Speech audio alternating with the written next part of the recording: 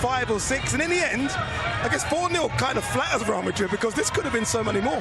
Yeah, I think the first half was so dominant by PSG. It feels like they took their foot off the gas a little bit in the second half, maybe to save some legs for the final. But yeah, again, they're the team to beat in world football. They're the team in form. They're the European champions for a reason.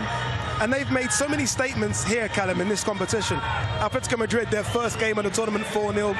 Bayern Munich, 2-0. And now Madrid, 4-0. I mean, that's 10 goals conceded against other European giants without conceding a goal. Yeah, I mean, they're showing real intent and obviously how good they actually are. I mean, today was nice to see them live as well because there were some special performances out there and Real Madrid had no answers for anything that they had to offer. I'll do, and look, we'll get to how your club, Chelsea, compete with this. But if you are Enzo Maresca watching this, I mean, this must give you a headache, right? I mean, what do you do? It must. I mean, listen, I don't think anybody wants to play them this, the way they're playing. I think every team in the world right now looking at them thinking, how do we play like this? This is the way football is played. Not just when they have the ball. I think also when they don't have the ball, they work so hard to get it back, and they just control the game. I think second half, Real Madrid came out trying to press them. They changed the system 2-3 times to try to stop them. They just couldn't, because everything they tried to do, this PSG side find an answer. You know, there's always a spare man somewhere. Not just the intertension of the position, just the passing, the little passing, the switch of play. They found everything they did was an absolute masterclass of performance today. I don't know who their superior player of the match is. I mean, you could pick any of the 11, but surely Fabian Ruiz has to be in the discussion. He is with Alex Alger. Fabian, enhorabuena. Vaya actuación del equipo. ¿Cómo evaluarías el partido de hoy? What a performance. Congratulations. How would you sum up that match? Sí, un partido increíble. El equipo creo que ha estado muy bien a pesar del calor que hacía. Era difícil, pero bueno, creo que el partido ha sido perfecto. Hemos ganado a un gran rival como Real Madrid, siempre difícil, y muy contento por el pase a la final. It was an incredible game, a perfect performance, especially considering the heat, the temperature. It was a brilliant performance against a really, really top team in Real Madrid, and we're so happy that we've gone through. Y 2 goles para ti también. ¿Cómo de contento con tu contribución de hoy? 2 goals for you. How happy with your contribution? Sí, muy contento por mis goles, pero sobre todo por la victoria, no por el pase a la final. Para mí es lo más importante, pero bueno, he podido ayudar al equipo, que eso siempre es bueno. Y bueno, ahora toca celebrar, descansar e intentar ganar la final. Happy for the goals, of course, but mostly I'm just happy about the win, and now we just need to celebrate, and we're through to the final. ¿Crees que puedes ganar contra el Chelsea? Do you think you can beat Chelsea? Será difícil, es un buen equipo, están haciendo las cosas muy bien esta temporada, sabemos que tiene grandes jugadores, pero bueno, vamos a intentarlo para cerrar la temporada de la mejor manera. It will be difficult. We know they're a good team, they're doing well, but hopefully we can win it and finish the season in the best way possible. Enhorabuena, congratulations. Thank you very much. Thank you. Hopefully we can win it. He's being humble, isn't he? He knows what he really wants to say. Fabian Ruiz is probably one of the most underrated players in world football just because he's surrounded by so many superstars, but he was fantastic today, Gareth. Yeah, no, again, amazing performance. I think we spoke yesterday about the Chelsea midfield, how well they complement each other. Him, Vitinha, again, they just run the show. They keep the ball ticking over. They keep that pace of play. They keep the ball going forward. They feed the front guys, and it's just a joy to watch. All right, should we have a look at the goals again?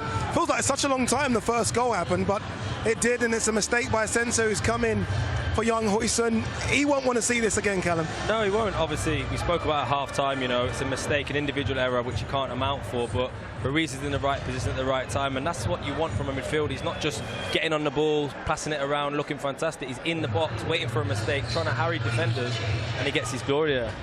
And Dembele was everywhere, wasn't he, until he came off? I mean, that's the change in Dembele, I guess, that extra bit of pressing, the movement. Exactly. We never saw this when he was at Barcelona. You know, he looked like a different player. 28 years old, 44. What is he? 44 goals? 35 now. 35. 35. Oh, almost there. Incredible. Incredible. I mean, he just keeps getting better. I think we didn't see all this when he was at Barcelona. You know, in terms of the attitude. You know, now his attitude has changed. He felt like, you know, now he can take out a bit more responsibility. He's now the main man in the team. He leads the pressing. Everything he does. I saw him when he scored his goal, and when Real Madrid kicked off, he said, "Let's go, let's press." And that's what you want to see. Absolutely fantastic now. Yeah, and I guess it was his pressing, Gareth, that caused Rudiger a headache. And Rudiger doesn't normally make these mistakes. I mean, we were kind to him in the analysis. We can look at it now, and it's horrific, isn't it? This is really bad. It's not great. I'm trying to defend him a little bit, as you know, but Yeah, it's one of the, but again, I think that's the change in Dembele, right? He's, I think in Luis Enrique, I think there was this big thing last year when he was chatting with Mbappe how to defend from the front, and now you can see he's got through to Dembele, and that's why he's leading the line, that's why he's doing the performances, he's setting the example, and everybody's following, everyone's on the same wavelength, and that high press, you win the balls high, and they're scoring goals high up the pitch because of that work rate. Is he your favourite for Ballon d'Or? Yeah, I think so. I think you also have to look at what they've won as a team. That always comes into play, and then to add his performances, his goals, his assists on top, for me, he's definitely the favourite to win this year. Callum, it was 3-0 after 24 minutes, and let's be honest, game was over then. We hoped Real Madrid could come back into it, but again, it's the press, it's how quick they get the ball up, and Fabian Ruiz making those excellent runs again. Exactly that, and it's interchange. And I mean, look at Hakimi. He started the attack from the back, and then obviously he's got up there, he's in front.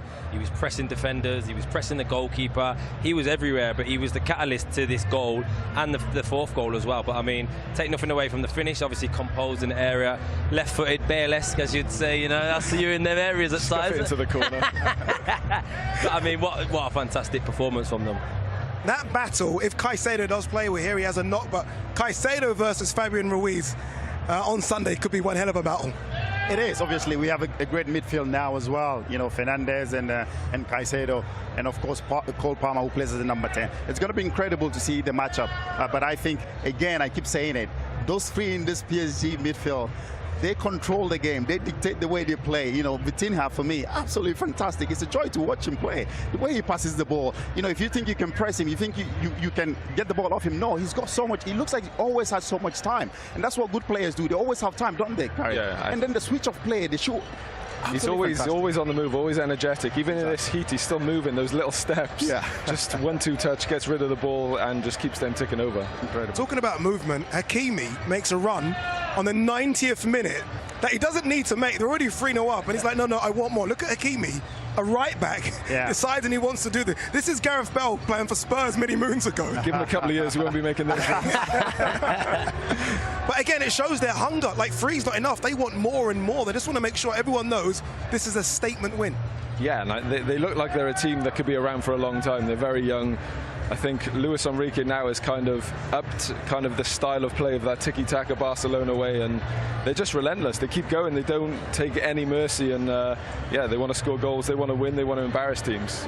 Yeah, I mean, it's been told in my ear, Mikel, this is the 21st time they've scored 4 or more goals. Oh, incredible, incredible. We saw even the last game against Bayern Munich, they were down to 9 men. And we're thinking, why is he going forward? Yeah. They went forward and they scored the second goal. It's incredible. I mean, this team, they just keep scoring goals. Luis Enrique has created an unbelievable team. It's incredible to see a team that hopefully on Sunday will stop them. I think you have to give credit to Luis Enrique with his fitness levels of the squad. I mean, you're talking there about the 93rd minute in making a long-busting run in this kind of temperature. 60th game plus of the season. You have to give the manager credit for getting his team running around, and these are top superstars, but to get them working in that environment, keeping them motivated as well. Exactly. Again, they haven't had a vacation yet, so to keep going and know that you've probably got 2 weeks off and then you're back in for pre-season, it shows how much control the manager's got off the team. We saw the celebration there from Ramos, obviously in tribute to his friend Diogo Jota, and we've seen that celebration here a few times, and it's fantastic to see, isn't it? And you know you're going to see that from seasons and seasons to come. Obviously, the very disappointing news we got about Diogo Jota and his brother Andre Villa. All right, let's go pitch side to get some reaction with Kelly. Yeah, thank you very much, Addy. I'm actually in the thick of it here. We've just witnessed Hakimi come and say a big hello to all of his family and friends. Big celebrations down here for the PSG players, but I am joined by former Real Madrid man Sami Khedira, who probably isn't quite sharing the same emotions. Sami, the joint worst defeats of the season for Real Madrid. They lost 4-0 in October to Barcelona as well. What was worse today? Not only the result, but the manner of the result. Is that what concerns you the most? Well, I think we spoke up before the game that PSG, they're together for like month, years. The coach, Mr's already involved. The players, they know which kind of style in the system they have to play. So Xavi just joined Real Madrid 4 weeks ago. Obviously, you already saw in the tournament, there's an improvement, but it still needs time. to implement his kind of ideas, how they press, how they defend, how they would like to play. But this today, it hurts a lot because it was no attacking, no defending, and PSG showed how you have to play as a team. Yeah, perhaps a bit of a reality check for Real Madrid as to where they are in their journey under Alonso. You mentioned that attacking and defensively. Let's start with defensively, because those first 2 goals in particular, they were a real gift, weren't they? Do you think that defence is something that Xabi Alonso needs to prioritise strengthening this summer? Well, so if you talk about the 2 goals, I think the guys already mentioned that the individual mistakes, what you can do as a coach, nothing. So it's just you like can't to make those mistakes at Real Madrid, can you? Especially Real Madrid, but you should try to avoid this kind of mistakes in every team. Otherwise, the coach is getting angry and put you on the bench. But on the other hand, well, Asensio, Rudiger, 2 big mistakes. But how Dembélé is waiting for the ball. You know, he's like behind the opponent, and then he's like the first 2-3 steps so explosive and press the opponent, and he's smelling, feeling that something can be happen. So he's there.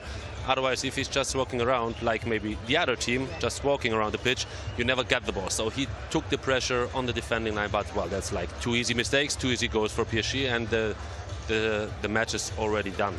Yeah, they didn't really have a sniff when it came to attacking, did they? But a word quickly on Luka Modric. This won't be how he'll have wanted his Real Madrid career even to end. Well, that's super sad, but, you know, big legends left European football a few years ago, like Toni Kroos last year in the European Championship quarterfinal, Thomas Müller here in this tournament again against PSG, now Luka Modric. So we spoke about him before the match.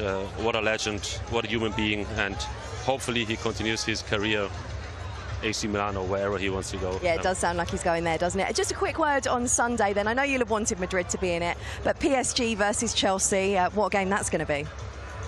A massive game. So yesterday Chelsea, they showed up the first time in this tournament that they have a good team, a lot of quality, a lot of individual quality, but obviously the opponent yesterday is not the same as PSG on Sunday.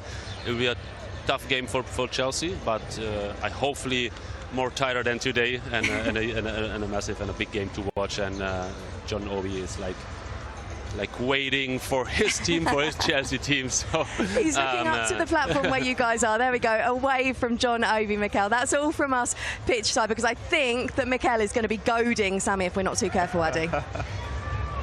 We're a team up here. We just wanted the best team to get through. As quickly as this stadium is empty, and I will say this, just behind the cameras, there must be at least 100 Real Madrid fans waiting for Gareth Bale's signature. So you're going to be very, very busy after this one. All right, let's hear from a manager that should be very, very happy. Luis Enrique is speaking with Alex Aljo. Luis, huge win, statement performance against Real Madrid. How do you sum that one up? I feel great.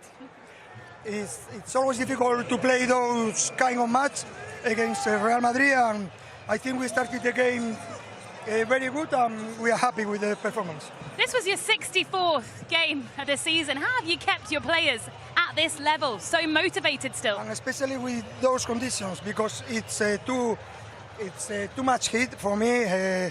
You need to play in different conditions to watch a better show. But I think both teams did it great, and we are in a special season, a special moment, and I think we deserve to win. A first start of the tournament for Ousmane Dembélé, his 35th goal of the season. How happy are you with the way he's turned his season around? Well, it's the first match in this World Cup that we can use Ousmane as a normal player, because he was injured with the national team, and we try to take care of him. And I think he's the best player this season by a long term. And I think he deserves to win everything, because he gave everything to the team, and the team is going to achieve trophies, which is the most important thing for a club. You've already won the treble. What would it mean to go on and lift the Club World Cup here in New Jersey? Well, we are going to try one more step against a good team like Chelsea. They did it great, and they performed the whole competition, and now it's time for us to prepare that, try to recover, and almost there. We want to make history in our club and take some holidays. You'll deserve them, Luis. Congratulations. Thank you, thank you.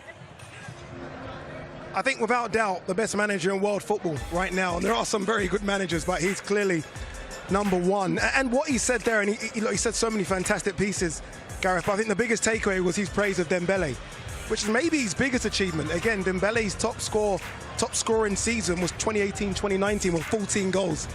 35 goals so far this season. Surely that's his biggest achievement. Yeah, no, for sure. And I think many managers at Barcelona have tried to get through to Dembele, and yeah, he clearly has. He's got through to the whole team. He's got them all working the same.